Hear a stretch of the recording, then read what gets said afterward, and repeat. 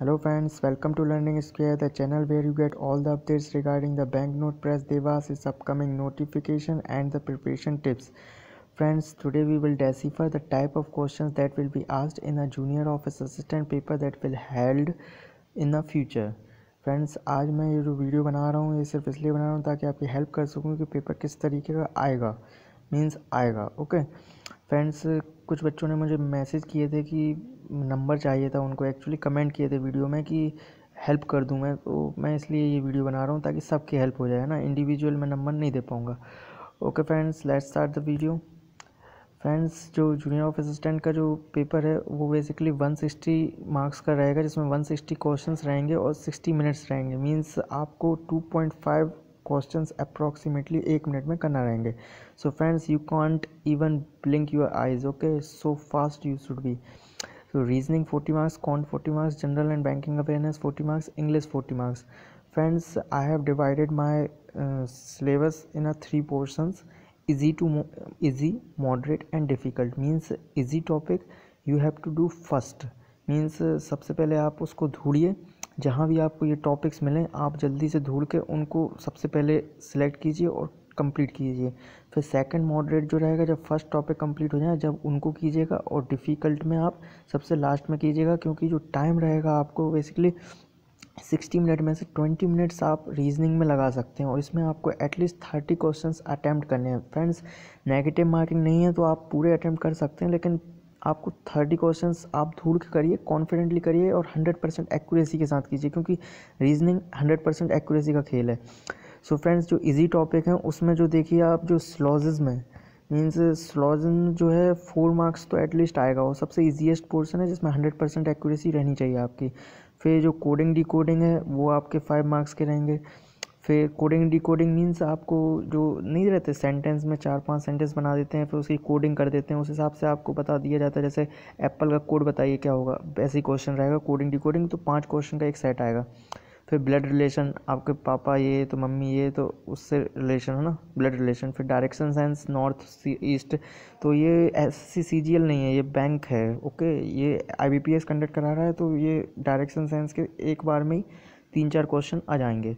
फिर alpha numeric series means number दे दिए, फिर सिंबल दे दिया, फिर अल्फ़ाबेट दे दिया, ऐसे करके दे दिया। फिर पूछ लेंगे कि इसके प्रीसीडिंग ये है तो इसके सक्सीडिंग में ये है, तो इसके बाद कौन सा नंबर आएगा, तो वैसा क्वेश्चन रहेंगे, 5 क्वेश्चन आ जाएंगे।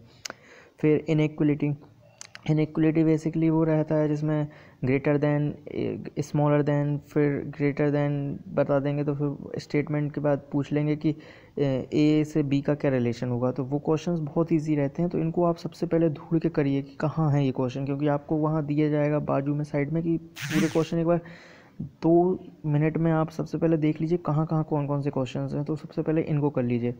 फिर जब आपके ये हो जाएँ तो फिर आप सब मॉडरेट टॉपिक पे जाइए, मींस डेटा सफिशिएंसी में क्या होगा कि आपको 2 स्टेटमेंट दे देंगे। जैसे कि आपको दे दिया कि A B से ऊपर है, B C से ऊपर है और D C के नीचे है, ऐसा कुछ करके दे देंगे, और सेकंड स्टेटमेंट में भी यही दे देंगे। तो आपसे पूछेंगे कि A और B से आप क्या इसका आंसर निकाल पाएंगे, A और अकेले से निकाल पाएंगे, B अकेले से निकाल पाएंगे, या दोनों से ही निकाल पाएंगे, तो ऐसा करके आपको सिलेक्ट करना है। तो ये डेटा सफिशिएंसी होता है, बहुत ही ईजी होता है, मतलब मॉडरेट लेवल कह सकते हैं आप। जिसने प्रैक्टिस नहीं करी उसके लिए मॉडरेट, और जिसने प्रैक्टिस ज़्यादा कर ली उसके लिए ईजी। ओके, फिर लॉजिकल रीजनिंग आती है। लॉजिकल रीजनिंग बेसिकली फ्रेंड्स, इसको मैं मॉडरेट में इसलिए रख रहा हूँ क्योंकि आपको पहले बता देता हूँ लॉजिकल रीजनिंग और एनालिटिकल रीजनिंग क्या होती है। फ्रेंड्स, जैसे कि आपको वो स्टेटमेंट दे दी, उसमें बोल दिया, कुछ स्टेटमेंट दे दिया और उसके बाद नीचे लिख दिया एजम्पशन, इसका क्या होगा, मतलब एजम्पशन मीन्स आप क्या एज्यूम करते हैं उससे, ठीक है, वो आ जाएगा एक। फिर सेकंड में आ जाएगा कॉज एंड इफेक्ट, ठीक है, कॉज एंड इफेक्ट आ जाएगा। तो कॉज एंड इफेक्ट जी, आप जो देख रहे हो कॉज एंड इफेक्ट, तो इसमें एक कॉज दे देगा, एक इफेक्ट देख लेगा, आपसे पूछ लेगा कौन first statement is a cause और इफेक्ट, ऐसा कुछ करके आप उसमें निकाल लेंगे। फिर स्टेटमेंट एंड आर्गूमेंट, ठीक है, एक स्टेटमेंट दे देगा और 2-3 आर्गूमेंट दे देंगे, तो पूछेगा कि कौन सा इसमें से सही आर्गूमेंट है, या पूछ लेगा कि कौन सा स्टेटमेंट इसको स्ट्रॉन्ग बना रहा है और कौन सा वीक बना रहा है। फिर फ्रेंड्स, ऑर्डर एंड रैंकिंग में सिंपल क्वेश्चन ये आएगा कि आपसे पूछ लेंगे कि 2 बच्चे, मतलब पूछ लेगा कि श्याम जो है वो आगे से 40वें नंबर पे है और पीछे से 50वें नंबर पे है, तो टोटल नंबर ऑफ स्टूडेंट कितने हुए, तो 40 + 50 - 1 आने की कितना हो गया 89 स्टूडेंट। तो ऐसे कुछ करके 1 से 2 क्वेश्चन इसमें आ सकते हैं, ठीक है फ्रेंड।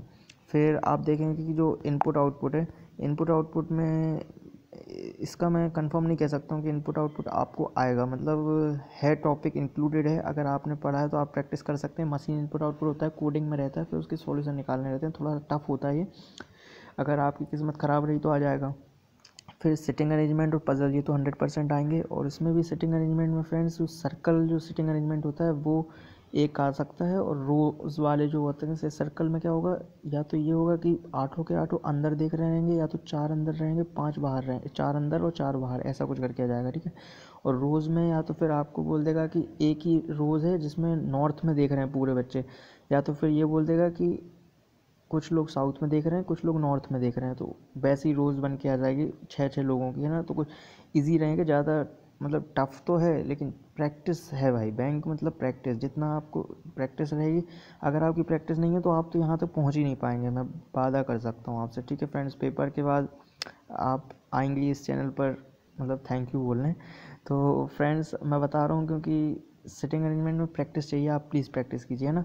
फिर पजल्स बेसिकली ये होता है कि जैसे फ्लोर बेस्ड पजल है कि भाई इसके ऊपर ये है, उसके ऊपर वो रहता है, उस फ्लैट के ऊपर वो रहता है, तो ऐसे करके मेरे ख्याल से पजल्स ज़्यादा इजी रहेगी as compare to sitting arrangement. तो आप इसको ट्राई कीजिए, मीन्स आप सबसे पहले आप एक काम कीजिए, आप इसका स्क्रीनशॉट ले लीजिए, एक बार स्क्रीनशॉट ले लीजिए और फिर उस पेज पे आप प्रैक्टिस कीजिए। और मैं बता रहा हूँ यहीं आएंगे इन, जैसे मैंने दे दिया 12 टॉपिक हैं, 10 11 एंड दिस इज़ 12, ठीक है। तो 12 टॉपिक के अलावा आपको कुछ देखने को नहीं मिलेगा, ठीक है फ्रेंड्स, वादा, यही 12 टॉपिक्स रहेंगे, इसके अलावा कुछ देखने को नहीं मिलेगा। आप यही 12 टॉपिक्स करके जाइए, कोई कुछ बोले। गुड अटेम्प्ट्स में बता दूं आपको 30 तो करने ही हैं 40 में से, है ना। मीन्स करने हैं, मीन्स 100% एक्यूरेसी बता रहा हूँ, 30 नंबर आना चाहिए। और 20 मिनट आप इसमें ले सकते हैं, मैंने 20 मिनट मतलब टाइम डिवाइड कर दिया है कि आप इतना लीजिए इसमें। फ्रेंड्स अगला टॉपिक अगर अपन देखें तो कॉन्ट है ना। कॉन्ट फ्रेंड्स देखिए इसमें भी मैंने डिवाइड कर दिया आपका इजी, मॉडरेट और डिफ़िकल्ट। मीन्स ये मैं बता रहा हूँ एक बेसिक अप्रोच है जो मेरे एक्सपीरियंस से मैं आपको बता रहा हूँ। मेरा IBPS PO का प्री भी निकला है, IBPS क्लर्क का प्री भी निकला है, IBPS क्लर्क में मेंस अभी दिया हूँ मैं। और तो फ्रेंड्स आप समझ सकते हैं कि बैंक में अच्छी खासी पकड़ है, तो फ्रेंड्स आप प्लीज़ फॉलो कीजिए। अब जैसे ये है इजी टॉपिक्स में बता दूं आपको, अप्रोक्सीमेशन वो होते हैं जैसे कि आपसे बोल दिया 485.99 माइनस ऐसे ऐसे करके दशमलव कुछ होगा, तो आपको मतलब वो दशमलव वगैरह हटा के और नॉर्मल एक एब्सोल्यूट वैल्यू लेकर उसको सॉल्व करना रहेगा। बहुत इजी रहते हैं, मतलब प्लस माइनस कुल मिला के प्लस माइनस मल्टीप्लाई डिवाइड रहेगा, वो आपको करना रहेगा, इजी रहेगा। सबसे पहले पकड़ लीजिए इसको, ठीक है। फिर मिसिंग सीरीज़ और रॉन्ग नंबर सीरीज़, या मिसिंग सीरीज आएगा मीन्स 3 मीन्स दे दिया, मान लो आपको 4 दे दिया, 9 दे दिया, 16 दे दिया, 25 दे दिया, अब बोला क्या आएगा, तो ये स्क्वायर की सीरीज चल रही है तो 25 के बाद 36 आ जाएगा। ऐसे ही अगर आपको दे दिया मतलब एक सीरीज चल रही है और उसमें बीच में कुछ रॉन्ग नंबर सीरीज हो गई, तो रॉन्ग नंबर पहचाना रहेगा, तो 2 में से एक कुछ आएगा, है ना, ये पक्का है कि 2 में से एक ही कुछ आएगा, तो आप कर लेना, ईजी रहता है ना। फिर क्लासिफिकेशन देखिए फ्रेंड्स, ये भी वही है जैसे अप्रॉक्सीमेशन में अप्रॉक्सीमेट वैल्यू रहेंगी, क्लासिफिकेशन में थोड़ा सा मतलब अप्रॉक्सीमेट वैल्यू नहीं रहेगी, एग्जैक्ट वैल्यू रहेंगी, लेकिन थोड़ा टफ हो जाएगा। मीन्स मल्टीप्लाई डिवाइड थोड़े से बढ़ा दिए जाएंगे, स्क्वायर हो जाएगा, तो वो देख लीजिएगा, है वही आप कर लेंगे बोर्ड मास रूल से आसानी से। फिर फ्रेंड्स एक आपको थोड़ा सा सरप्राइज़ दूंगा, DI फ्रेंड्स आपको लगता होगा, डर लगता होगा कि यार इसको नहीं करना, लेकिन सबसे पहले आप पकड़िए DI कहाँ पर है, क्योंकि एक DI ऐसी आएगी जो इजी रहेगी। मीन्स टेबुलर DI एक बॉक्स बना रहेगा, मतलब 5 क्वेश्चन तुरंत आप इसको 2.5 मिनट में करके ख़त्म कर देंगे, क्योंकि और 100% एक्यूरेसी से, क्योंकि वो डिब्बे बने रहेंगे, उसमें बोल देगा मंडे ट्यूसडे वेडनेसडे ऐसा कुछ करके टेबुलर DI रहेगी, वो DI को पकड़ना, मतलब टेबुलर वाली टेबल वाली, मतलब जिसमें बहुत इजी टाइप बार ग्राफ जिसमें रहता है, वो इजी DI रहेगी, जिसमें आपको एग्जैक्ट सिंपल वैल्यू दी रहेंगी और ज़्यादा कैलकुलेशन नहीं रहेगी। तो 2 DI आएंगी जिसमें से एक टफ रहेगी, एक थोड़ा सा इजी रहेगी, तो इजी वाली को सबसे पहले कर डालना। और फ्रेंड्स फिर आएगा क्वाड्रेटिक इक्वेशन बेसिकली ऐसी होगी, 2 इक्वेशन दे देंगे आपको क्वाड्रेटिक वाली, 3x² + 4x + 5, फिर बाद में एक और दे देंगे 5x² - 10x + 9, मीन्स एग्जाम्पल है ये, तो आपसे बोल देंगे कि जो नहीं, नीचे वाली में क्या रहेगा, बाय के टर्म्स बनाएंगे और ऊपर वाले में एक्स के टर्म्स बनाएंगे, फर्स्ट इक्वेशन और सेकंड में। तो आपसे पूछ लेगा X is greater than Y, Y is greater than X, X is greater और equal to Y, Y is greater और इक्वल टू एक्स। तो दोनों की वैल्यू को कंपेयर करके आपको फिर इसके सॉल्यूशन निकालना है। फ्रेंड्स, मैं आपको एक वीडियो बना दूंगा जिसमें कि आपको पूरे हर एक टॉपिक का अलग अलग से बता दूंगा किस प्रकार का एग्जाम्पल देके। अभी ये वीडियो लंबा हो जाएगा इसलिए इसमें इंक्लूड नहीं किया उसको, और मेरे वीडियो पड़े हुए हैं चैनल पे, आप जाके देख सकते हैं प्रीवियस ईयर पेपर के जूनियर ऑफिस असिस्टेंट के, है ना। और आप चाहें तो वो कट ऑफ वाला वीडियो और जो एनालिसिस मैंने दिया था 16 दिसंबर वाले पेपर का वो भी देख सकते हैं, कैसा पेपर आया था, है ना। फिर सेकंड जो है moderate second do topic, means आप इसको सेकंड में अटैम्प्ट कीजिए। कौन सा, मिसलेनियस टॉपिक। ये तो आप जानते ही हैं फ्रेंड्स की अब ये सबसे जो इजी टॉपिक्स थे मैंने इसे यहाँ अटैम्प्ट कर लिया। अब जो सेकंड टॉपिक होंगे ये बेसिक टॉपिक होते हैं मैथ्स के, मीन्स पार्टनरशिप ये आना ही आना है क्वेश्चन, ठीक है। फिर जो work and time, simple interest, compounded discount, profit loss, alligation, speed distance, problem based on ages and boat and stream. Friends, ये डिपेंड करता है कि आपकी कितनी प्रैक्टिस है और आप किस चीज़ में स्ट्रांग हैं, क्योंकि कुछ बच्चे एसएससी सीजीएल की तैयारी करते हैं और कुछ बैंक की तैयारी करते हैं। तो ये बेसिकली थोड़ा सा सीजीएल के स्ट्रक्चर से अलग ही है, मतलब ये समझ लीजिए आप। तो बैंक वालों को फ़ायदा मिलता है इसमें। तो आप प्रैक्टिस कीजिए इन टॉपिक्स का, और इन टॉपिक्स को मतलब कम से कम टाइम में कीजिए, क्योंकि इसमें भी मैंने आपका टाइम जो इसको भी आपको 20 मिनट्स आप यूज़ कर सकते हैं, मींस एप्टीट्यूड में, है ना। 20 मिनट्स को यूज़ कर सकते हैं। तो 20 मिनट्स के बाद ये टॉपिक्स आप देख लीजिए। टॉपिक्स तो भाई जो दे दिए इनसे अलग कुछ नहीं आना आपको, ये समझ लीजिए आप बस। फिर जो 7th नंबर पे मैंने सबसे डिफ़िकल्ट में जो रखा है, जो आपको लास्ट में अटैम्प्ट करना है, वो है मेंसुरेशन, जैसे सिलेंडर, सर्कल, स्पेयर, कोन। बेसिकली इससे ज़्यादा क्वेश्चन नहीं आएंगे, 1 या 2 मैक्सिमम। मतलब आपको ऐसा नहीं कि आप सिलेंडर वगैरह ज़्यादा पढ़ रहे हैं, कोन, स्पेयर, ये नहीं, 1 से 2 क्वेश्चन से ज़्यादा दिखेंगे ही नहीं आपको उसमें, ठीक है। फिर आपको एक डीआई आएगी टफ वाली, ठीक है। या तो वो कैसलेट डीआई हो सकती है। कैसलेट डीआई मीन्स आपको एक पैराग्राफ के फॉर्म में दे देंगे वैल्यूज़, है ना। पैराग्राफ बोल देंगे यहाँ पर इलेक्शन हुआ, उसमें एक को इतने % वोट मिले, एक को इतने मिले, टोटल इतने थे, उसमें से कुछ इलीगल हो गए, ऐसा कुछ करके मतलब एक पैराग्राफ में दे देंगे। और फिर लास्ट में आपको सॉल्यूशन 5 क्वेश्चन के आ जाएंगे। या तो वो कैसलेट डीआई हो जाएगा, या तो फिर वो आपको पाई चार्ट में नहीं दे देते हैं परसेंटेज में डिवाइड करके, तो उसमें एक की बजाय 2 पाई चार्ट दे देते हैं, गर्ल्स बॉयज़, फिर ऐसे ऐसे करके टोटल। तो उसमें क्या थोड़ा सा टाइम कंज्यूम हो जाता है, तो वो टफ हो जाएगा डीआई। तो इसको आप लास्ट में अटैम्प्ट कीजिएगा। और फिर जो लास्ट में जो डेटा सफिशिएंसी, देखो फ्रेंड्स, एक डेटा सफिशिएंसी अपन ने पढ़ा था पिछले वाले रीजनिंग में, ठीक है। और ये है क्वांट की डेटा सफिशिएंसी, तो दोनों की अलग अलग होती है। तो उस पैटर्न सेम है, उसमें रीजनिंग के क्वेश्चंस रहेंगे दोनों, इसमें क्वांट के क्वेश्चंस रहेंगे दोनों।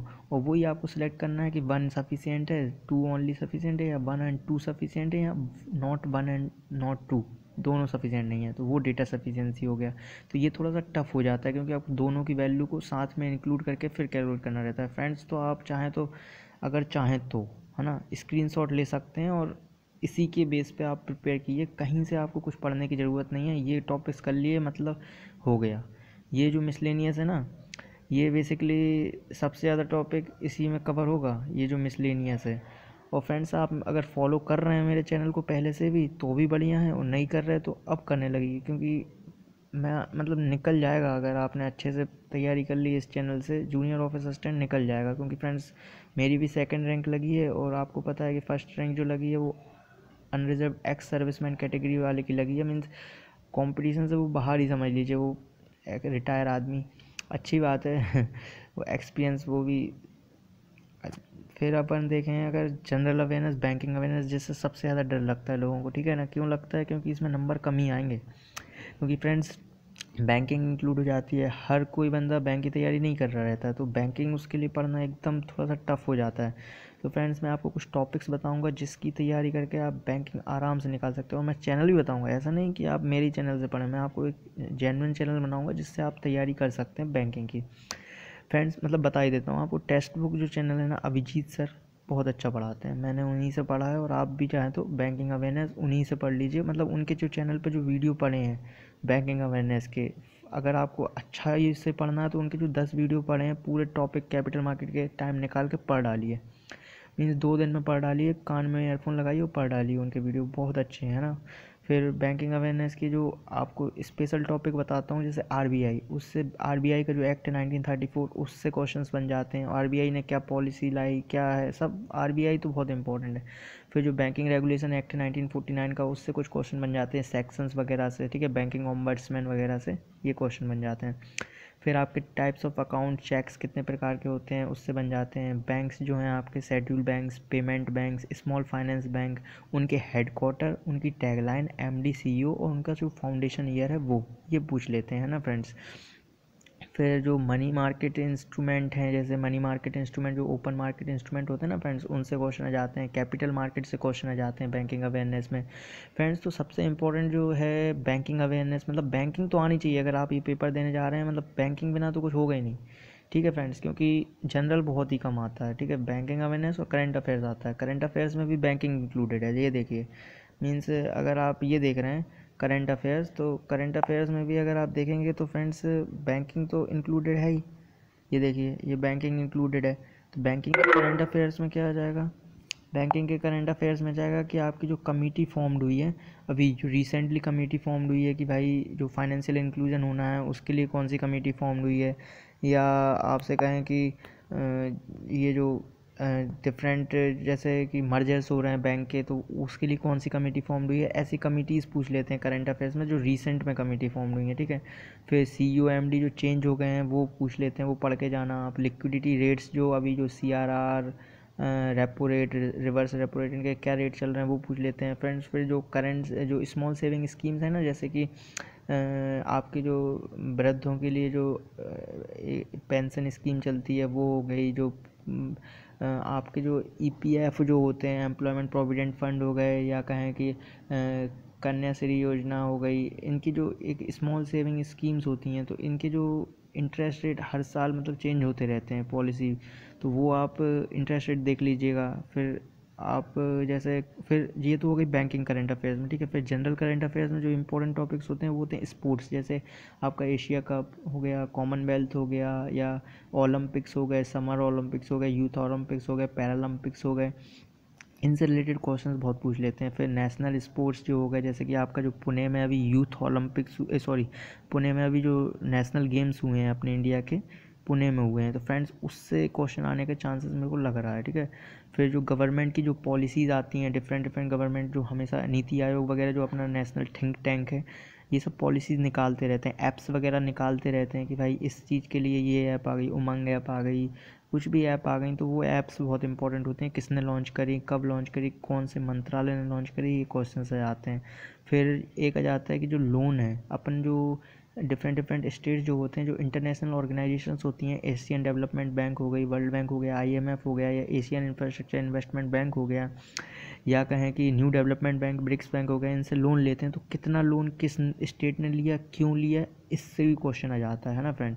फिर आप देखिए जनरल और स्टैटिक अवेयरनेस में देखिए फ्रेंड्स, इंपॉर्टेंट टॉपिक जो होते हैं ये भूल जाइए, हिस्ट्री या कहें कि जियोग्राफी भूल जाइए, बिल्कुल कुछ नहीं है ये भाई, डिफरेंट एग्ज़ाम है, बिल्कुल भूल जाइए वो सब, हिस्ट्री वगैरह तो आती ही नहीं है, ठीक है। फिर जनरल में आप national parks national parks important है, एक क्वेश्चन आप समझ लीजिए, नेशनल पार्क्स से नहीं बनना है। नेशनल पार्क्स हो गया, डैम्स हो गए, फेस्टिवल्स, कौन से फेस्टिवल्स कहाँ हो रहे हैं, ठीक है फ्रेंड्स।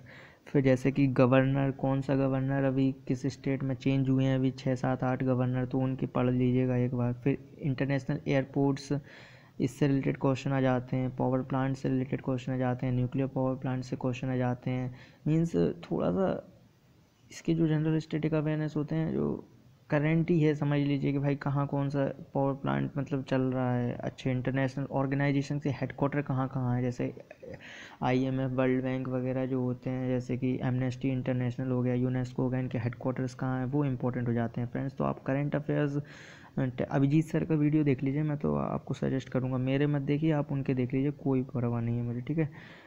फिर अगर आपको देखें, फिर इंग्लिश फ्रेंड्स, ये थोड़ा सा इंग्लिश जो टॉपिक है ना, आप थोड़ा सा टफ हो सकता है, लेकिन इसमें आप टाइम कितना दे सकते हैं, सिर्फ 12 मिनट्स दे सकते हैं आप इंग्लिश में, ठीक है फ्रेंड्स। और जो करंट अफेयर्स बैंकिंग में सिर्फ 8 मिनट, 8 मिनट में आप अटैम्प्ट करिए, जितने क्वेश्चन आपको अटैम्प्ट करना है, 12 मिनट इसमें करिए, प्रैक्टिस कीजिए फ्रेंड्स। आप चाहें तो एक बैंक क्लर्क का या टेक्स्ट बुक वगैरह की जो टेक्स्ट बुक या किसी भी साइट पे एक टेस्ट फ्री रहते हैं हर साइट पे, जैसे अड्डा हो गया, अड्डा पे तो नहीं रहता, ये जो तुम्हारा वाईफाई हो गया या कौन कौन से होते हैं, ग्रेड अप हो गई या ऑलिव बोर्ड हो गई, इनमें 1-2 टेस्ट तो फ्री रहते हैं हर एग्ज़ाम के।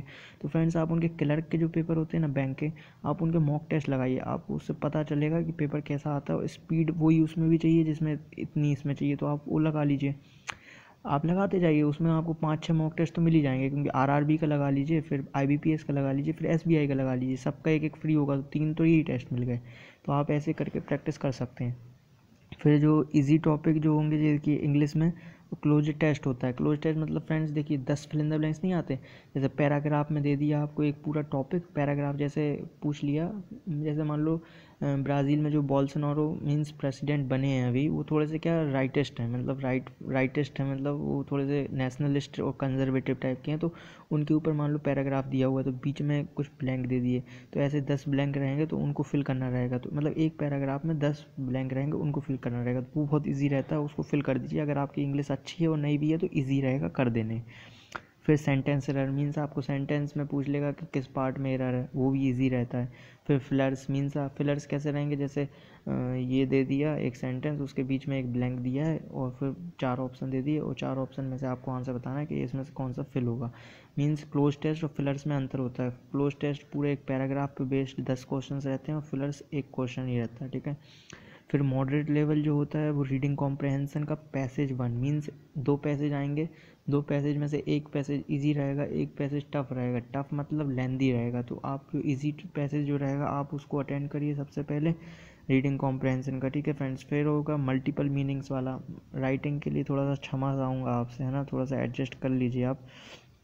फिर मल्टीपल मीनिंग्स जो रहेंगे, जैसे आपको एक सेंटेंस दे दिया, आपसे बोल दिया सेंटेंस नहीं फ्रेंड्स, आपको एक नंबर मतलब एक वो दे दिया, एक वर्ड दे दिया, आपसे पूछ लिया कि इसके और मतलब सिनोनिम्स या कह सकते हैं एंटोनिम्स 4-5 दे देंगे, और फिर पूछेंगे इनमें से सिनोनिम्स कौन से होंगे, तो 2 कोई से होंगे सिनोनिम्स या 3 कौन से होंगे, तो ऑप्शन में रहेगा 1 और 2, 2 और 3 ऐसा कुछ करके, तो वो कर लीजिएगा। फिर जो डिफ़िकल्ट लेवल में जाएगा, जो आपको सबसे लास्ट में करना है, वो जंबल्ड पैराग्राफ मीन्स आपको एसएससी जैसा नहीं रहेगा कि आपको एक क्वेश्चन दे दिया, 3 को आपको ऊपर नीचे करना है इजी टाइप का, वैसा नहीं, मतलब 6 क्वेश्चन समझ लीजिए या 5 क्वेश्चन समझ लीजिए, एक ही पे आएगा, 6 जंबल करना रहेंगे। मैं इसको डिफ़िकल्ट में रख रहा हूँ, हर किसी के लिए डिफ़िकल्ट नहीं होगा। कुछ लोग हो सकता है गाली दे रहे हो मेरे को कि ये टफ कहाँ से हो गया, टफ नहीं रहता है, लेकिन आपके पास टाइम देखिए, आप सिर्फ 12 मिनट हैं आपको इंग्लिश के लिए, मतलब बता रहा हूँ सेक्शनल कुछ नहीं है, एक बता रहा हूँ आपके लिए, है ना, आप चाहें तो उसमें क्या होता है टाइम इतना कम रहता है कि आप माइंड नहीं चला पाते हैं जल्दी जल्दी कि भाई जम्बल्ड, तो उसमें क्या होता है कई बार आप टाइम भी वेस्ट कर देते हैं और जम्बल्ड होता भी नहीं है, और हो भी गया तो आप रॉन्ग कुछ भी करके आ जाते हैं। तो इसमें से आप सबसे पहले कोशिश करिएगा, पहला सेंटेंस रहेगा वो आप आसानी से ढूंढ लेंगे, तो पहला क्या रहेगा इंट्रो, तो वो आप आसानी से ढूंढ लेंगे, तो वो कर लीजिएगा। और जो लास्ट रहेगा वो स्टेटमेंट मतलब कॉन्क्लूजन रहेगा, तो वो आपको सिंस ऑल दो ऐसे कुछ करके दिया रहेगा, तो वो आप ढूंढ लेगा। तो फर्स्ट और लास्ट तो जरूर कर लीजिएगा, ठीक है, इसमें जम्बल्ड पैराग्राफ में। फिर एक पैसेज आएगा टफ, थोड़ा सा लेंथी टाइप का रहेगा, उसमें टाइम कंज्यूमिंग रहेगा, तो उसको आप सबसे लास्ट में अटेम्प्ट करिएगा। तो फ्रेंड्स आप देख रहे हैं कि मैंने जो वीडियो बनाया है, तो इसलिए बनाया कि फ्रेंड्स मेरे को मतलब कॉल्स आने की बात हो रही थी कि कॉल करना है सर, तो मुझे अच्छा लगा कि यार फ्रेंड हेल्प ले रहा है, तो लेकिन मैं सबकी हेल्प मतलब बाय टाइम टू टाइम नहीं कर पा